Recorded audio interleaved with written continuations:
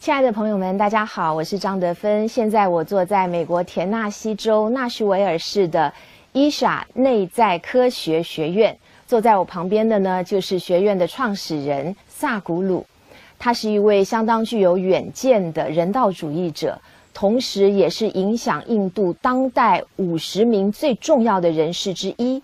当然，他也是一位伟大的瑜伽士。今天呢，我就要就中国人常常面临现代的一些问题来请教他，希望得到他一些智慧的开示。Hi, Sadhguru. Nice meeting you. Namaskar. So first of all, I like to ask you one question. That is, China is now developing very fast. But with the growth of the economy, people are getting less and less happy. Many people having the depression symptoms, and many of them committed suicide, which create a huge problem for the society.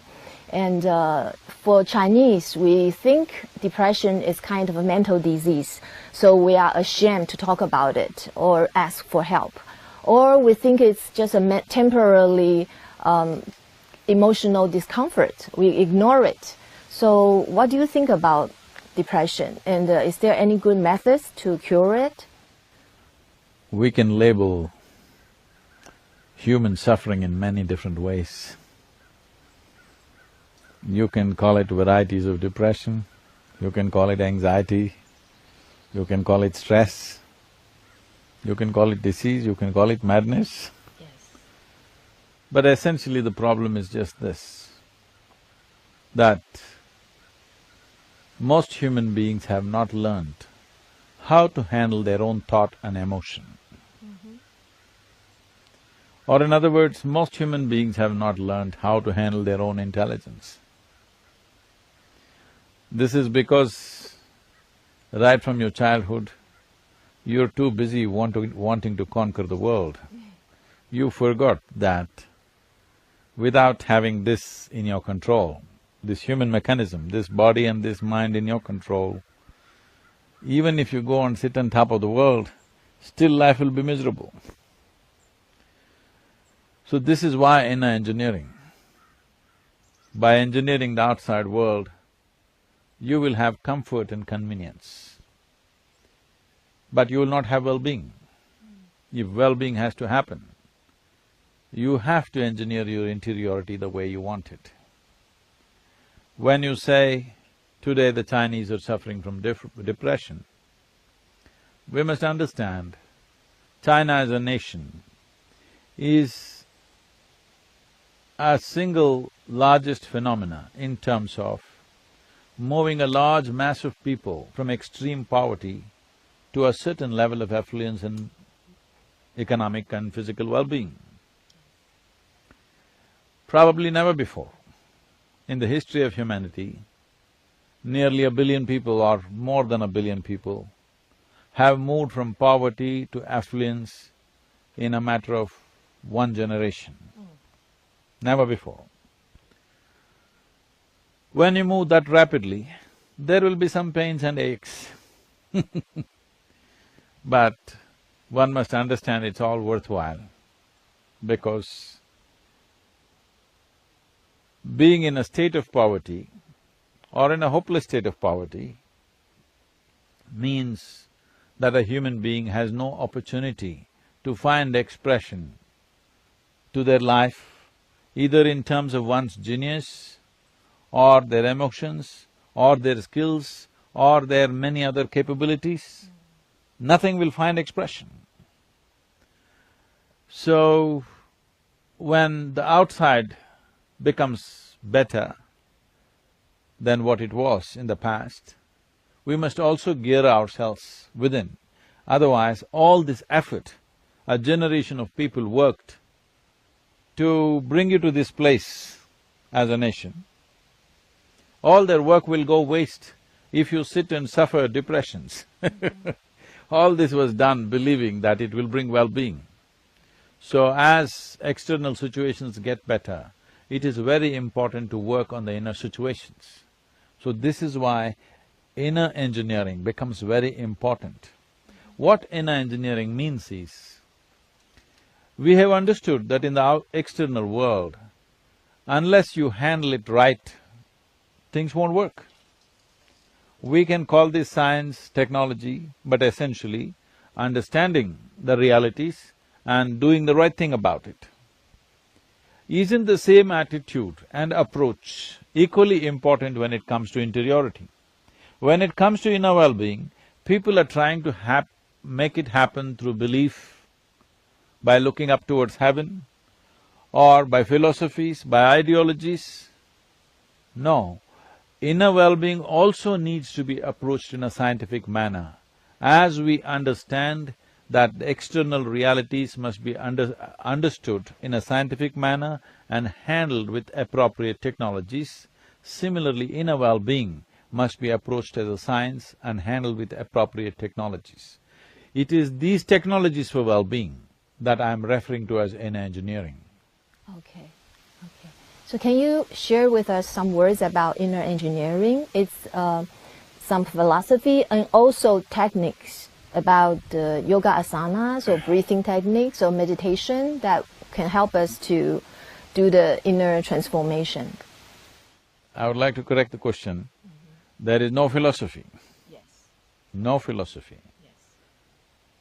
A scientific understanding of how this functions, and then methods as to how to make it work. There are many ways to look at this, there are many complex ways of looking at it.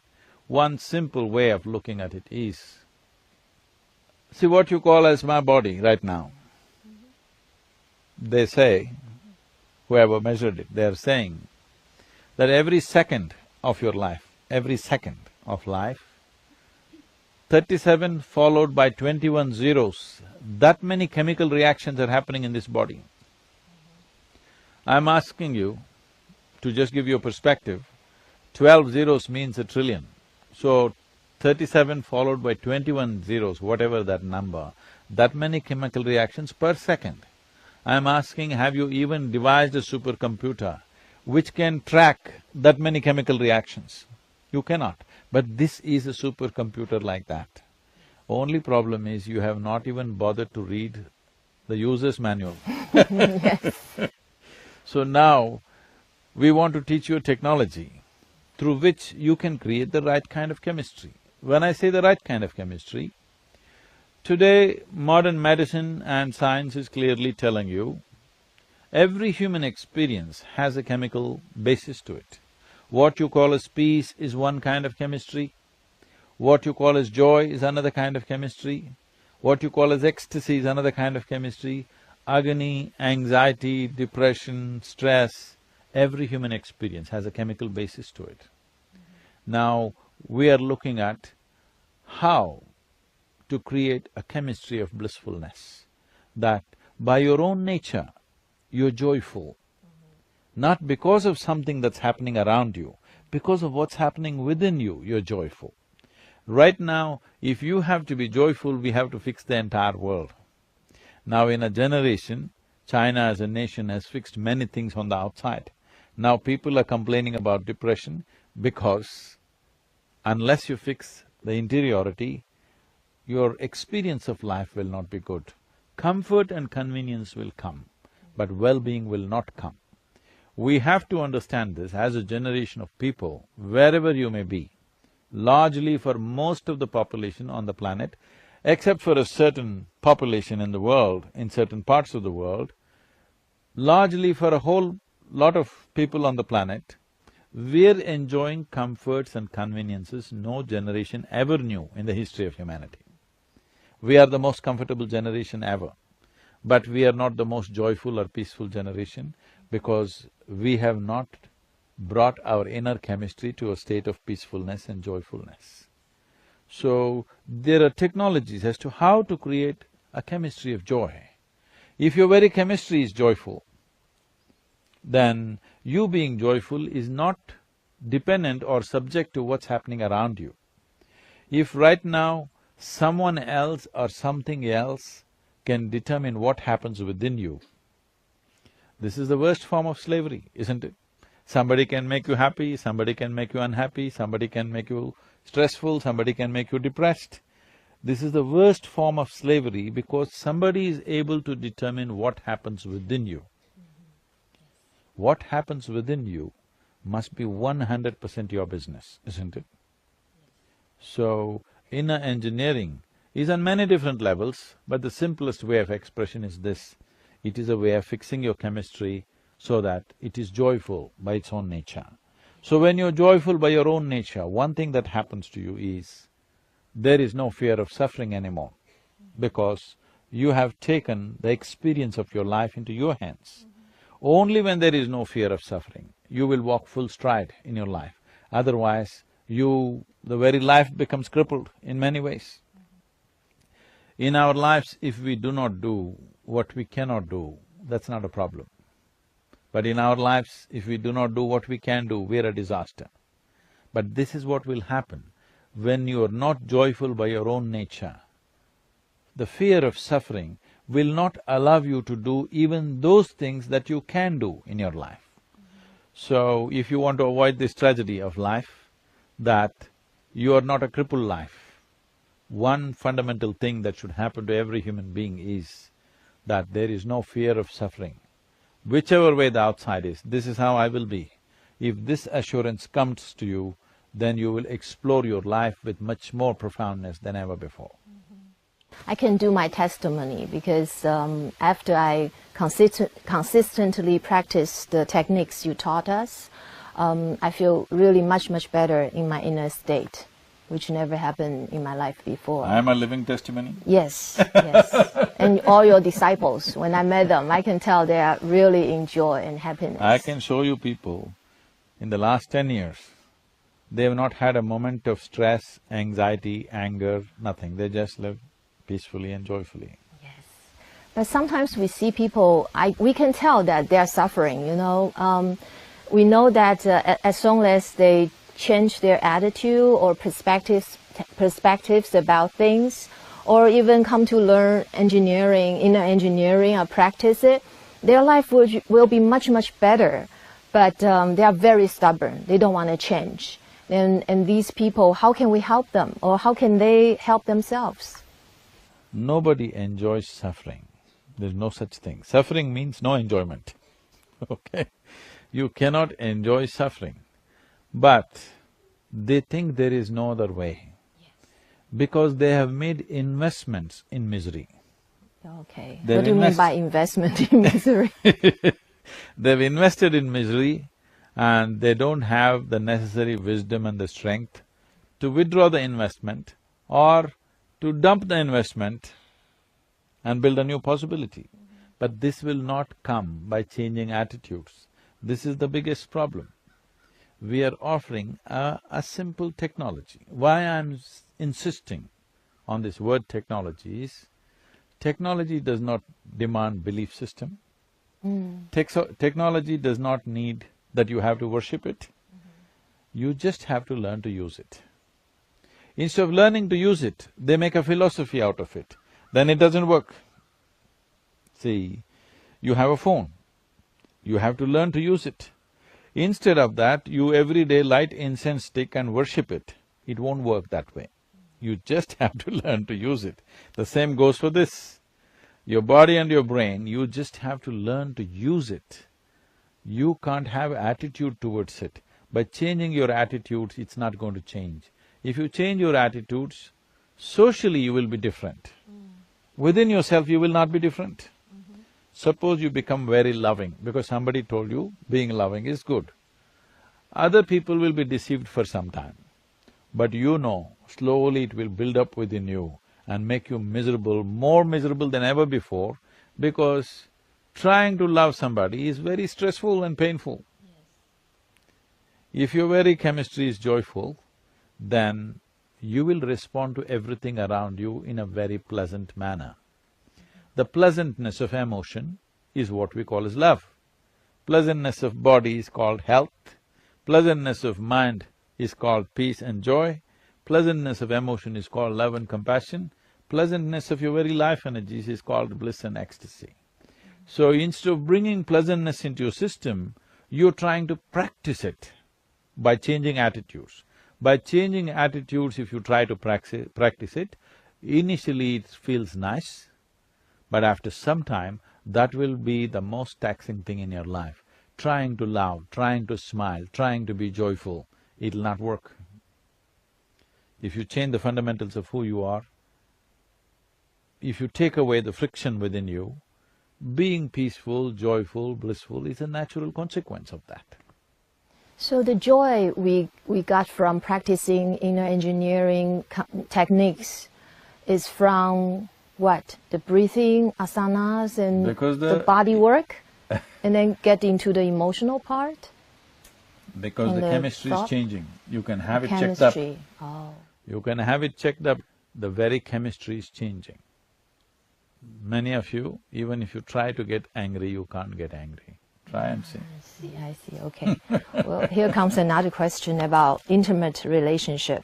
So what is the functionality of intimate relationship besides that we're forming a family and raising kids? If we are on spiritual path and we are single, do we need to have is it necessary to have an intimate relationship? Is it an aid or a hindrance to our spiritual path? Spiritual process is about turning inward. When it comes to going inward, you can't go hand in hand with somebody. Nobody else can go inside except you. This is a private place. So if you have needs, if you have physical needs, psychological needs, emotional needs, economic or social needs, you form relationships to fulfill that. That's not for something for me to comment because it is an individual need. Each individual may have different kinds of needs. For some it may be mild, for some it may be strong. It is an individual requirement. There is no common prescription that everybody should have a relationship or everybody should not have, there's no such thing. Anyway, to quote somebody, when someone asked this question to Gautama, the Buddha, Gautama said, "It's better to walk alone than to walk with a fool." Not me, I didn't say that. Gautama the Buddha said this because he believes only a fool will choose to walk with you. I'm not saying that, Tiffany. But intimate relationships sometimes can really break your shell and bring yourself to see that, what's going on inside of you. Sometimes we tend to ignore it. We pretend to be peaceful. But whenever it comes to intimate relationship, it gets so difficult to remain peaceful and happy and joyful all the time. So that's a good test. It depends who you're with. How about a wise guy? If I date a wise guy. A wise guy may not date you. Okay, because I'm stupid. All right, okay, got that. Okay, another question is very China-specific. In China, like filial piety is the essence of our 5,000-year culture, which means you have to be very obedient to your parents, listen to them, bonded with them. But with the transition of time right now in the modern society, many of the old concepts doesn't work anymore. So, but I see many people are still attached to their parents and entangled with their parents, which will impact their welfare, happiness, and independency. Can you shed some light on this? I don't think filial piety has been the way of life for 5,000 years. It cannot be in any society. Maybe it has been there for the last maybe a few hundred years. I would say that is the downfall of a society. Maybe China, which was a great culture at one time, went down mainly because of this filial piety, because what this means is obedience is all. Obedience means there is an authority. It may be a parent, it may be a priest, it may be God, or it may be a scripture. Whatever the authority says must be right. This will destroy human intelligence. If you make authority the truth, then everything is destroyed. Truth should be the only authority. The next generation should do something that we could not imagine possible. Only then it is fruitful to have a next generation. If the next generation is going to take instructions from us on all levels and do only what we want, then it's a meaningless next generation. There is nothing next about it.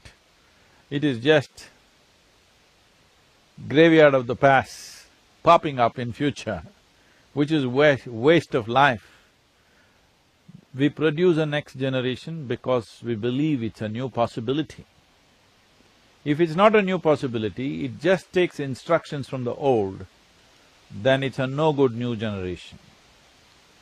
And instead of those, because of their authoritative nature, who could not earn the necessary love and affection from their children, love, affection, respect must be earned, must never be demanded. The moment you demand it, it becomes ugly. So at least in the parent-child relationship, it's important that respect, love, affection, one must earn. If you simply demand it, you become an authority. If you are an authority, you will always be resented. So if resentment is the basis of one's relationship, it can never be beautiful. It has to become ugly after some time. Above all, it stagnates a society. I think it's good that you mentioned this because China is a clear example of a great culture becoming stagnant over a period of time and going down completely. Now once again, you came up not because you became obedient, you came up because of a revolution. A revolution means the young generation started doing something that the parents never imagined possible. Yes. So, yeah, here comes another related question, which means in China, people tend to choose to live the right way, which means in accordance with the mainstream value. But if they want to seek for self-value or the meaning of life or higher goal, which will in conflict with what their parents or the society agrees.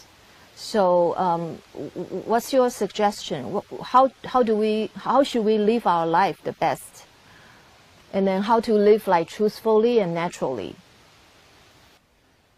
Truth is a natural happening. If you invent it, that's called a lie. Truth is not something that you invent. Truth is something that you realize. Lie is something that you invent. So you don't have to say truthfully, naturally. What is natural is truth. So, should one follow the precepts of the past or should one come to something new? There should not be a compulsion about breaking the rules of the past, nor there should be a compulsion that you must only do it the way of the past. It is important that every generation looks at what is really needed, what is not needed. If you do not discard the garbage that you develop in your house, after some time, your whole house will be a garbage bin, isn't it? Every day you must throw out the garbage, then only the house is clean. Similarly in our lives, many things that don't work, we must throw them out on a daily basis. If we don't do that, as a culture, if you don't do it for hundreds of years, then you become stagnant. When you become stagnant, nothing works. Well, as a culture, the Chinese people have experienced this. That is why a revolution was needed to break that mold. Don't once again go into the same thing. Now, revolution need not be one big upheaval in a society. Revolution is the way we think. Right now, if we are constantly looking for better ways of doing every aspect of our life, I'm saying from the simplest, if you just start looking, what is the best way to sit? Invariably you will come to me, you will want to learn yoga. If you start looking, what is the best way to breathe? I'm saying these are all vital things. What is the best way to eat? What is the best way to manage my body? If you just start thinking like this, you will start doing yoga. That is, you will start approaching your physical and mental well-being in a scientific manner. Similarly, what is the best way to interact between two neighbors? If you look at it truthfully, then you will arrive at a science what works best between neighbors, rather than trying to weave a philosophy around it. So, the philosophies of the past also might have been sense at one time, which turned into a kind of a precept over a period of time, then it turned into a law, then it turned into your belief system, then it becomes a religion over a period of time. Instead of that, we have to come to our senses about everything. But will we arrive at an ultimate answer for everything? Maybe not, because changing realities are there. So one way of looking at life is, first and fundamental thing is, there is substantial scientific and medical evidence to show you that your body and your brain will function at its best only when you're joyful. So first thing is this, that you have a body and brain which works well. You have a functioning brain. If this has to happen, you must be in a pleasant state of experience. So first thing is to become joyful by your own nature. If you manage this, you have a functioning brain. Have you noticed this? When you're happy, you find solutions. When you're unhappy, you create problems. Have you not noticed this in every situation in your life? So, this is important. The first and basic thing, this is not done. People think pursuit of happiness is to be achieved. You must be successful towards the end of your life. No, this is the very first thing, that you are joyful by your own nature. Now you have a functioning intelligence, which is not encumbered by any compulsions. You are in pursuit of happiness means you are encumbered by all kinds of compulsions. I am joyful means you are not encumbered by anything. Now you can look at things just the way they are. Only if you see things just the way they are, not from a prejudiced mind, simply the way they are, then you will also come up with solutions every day, better and better solutions. If you cannot even see what is there because you have prejudiced opinions about everything, then how a solution will come when you don't even figure the problem? How will you come up with a solution? Well, since you mentioned yoga, I do have two questions about yoga. In China, the mainstream yoga practitioners, they are more seeing yoga as a physical exercise to help them like get that's only in slimmer. No, the same everywhere.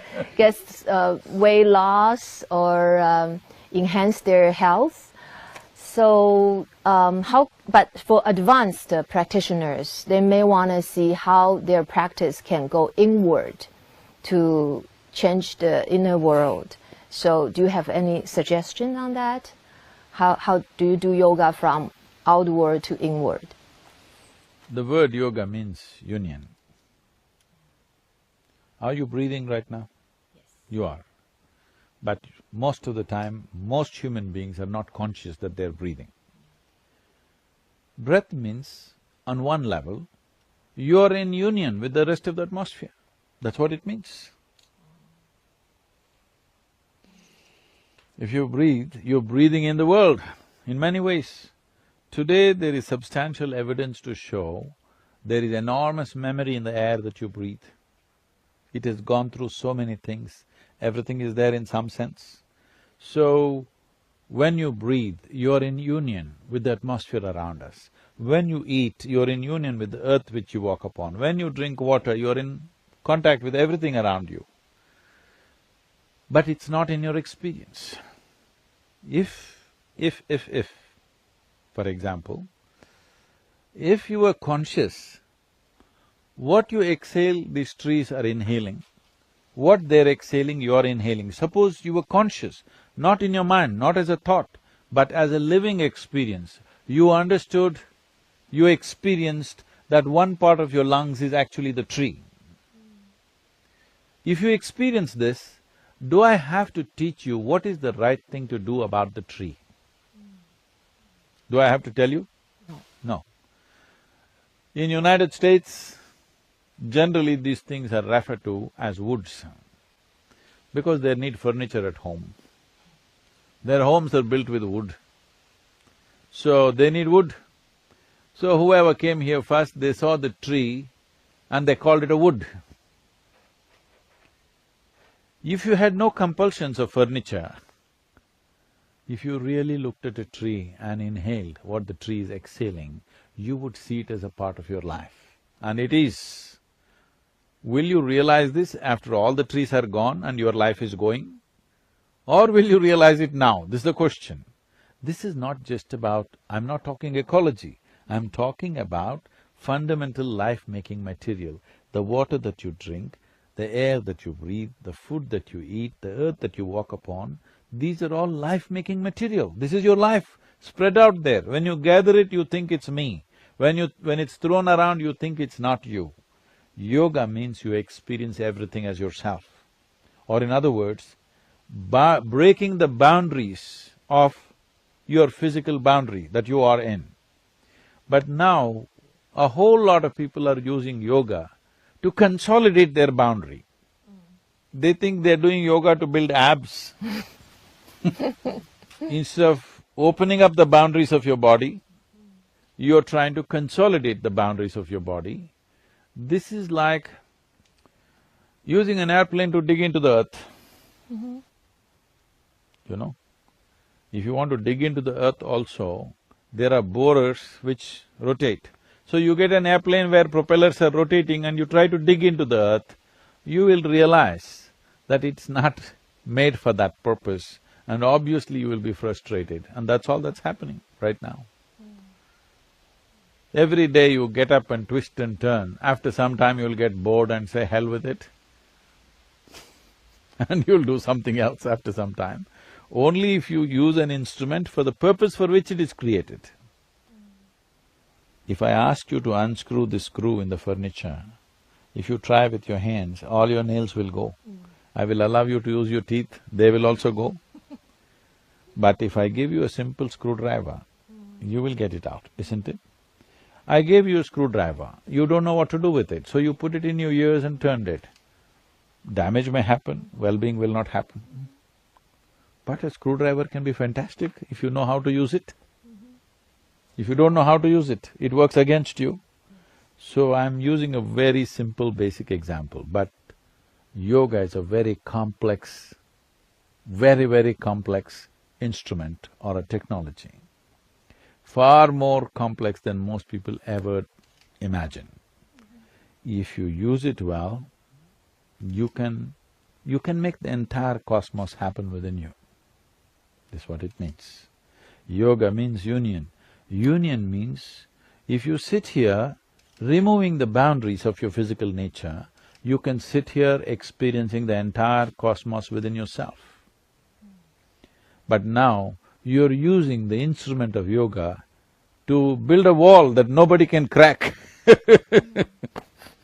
So how can yoga create something like that? So That's why I'm coming to China. Oh, okay. Because, for example, we are in a mountain pose, and if we do it as just asanas, or we do it as you say as a tool to feel the nature, feel that we are part of the nature, or we are one with the nature. Can you tell the difference, or what's the trick? Is it in the breathing, or No. how you do it? First thing is, there is no trick. The problem is in the transmission, the way it is transmitted. See, if I give you a flower, it is alive, it's full of life. You will have to care for it in a certain way.